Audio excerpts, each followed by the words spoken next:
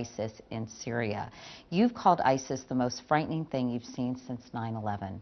What is your biggest concern? The concern is that they have the capacity to take over a pretty substantial geographic area.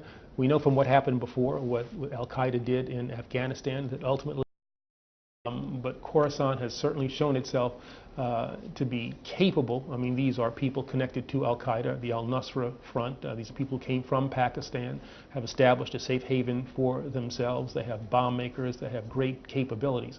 We take them very seriously, and as I said, that is the reason why we decide to strike them militarily. When it comes to ISIS and other extremists, many of these people are being recruited online. Is there anything that can be done to thwart this dangerous and highly effective use of social media?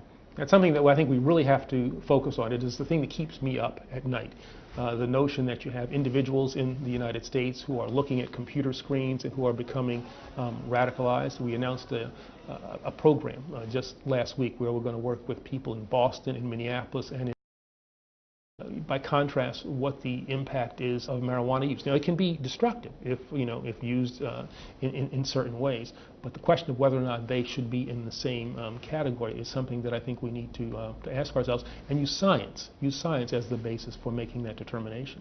Given what we know now, do you think marijuana should be decriminalized at the federal level? Well, that is something for Congress to decide. I think that we have. But what's your position? Necessarily. I talked to them about 2 traffic stops that I had to deal with on the New Jersey. And finally, in an interview last February, you indicated you may be stepping down this year as Attorney General. Can you tell us about your plans? Well, I still have some things that I want to do, or some things that I want to make sure that are already in place that come to fruition. And once I get to that point, I will kind of assess where I am. That's a pretty much a non-answer answer. Well, yeah, that's right. That's good. I succeeded. I'll know when it's time to go, and I'll make up my mind at that time. Obviously, talking to the president. You're saying you have to talk to the president before you tell me? Yes. He's my boss. Do you think that you will be staying though past 2014? We'll see. We'll see.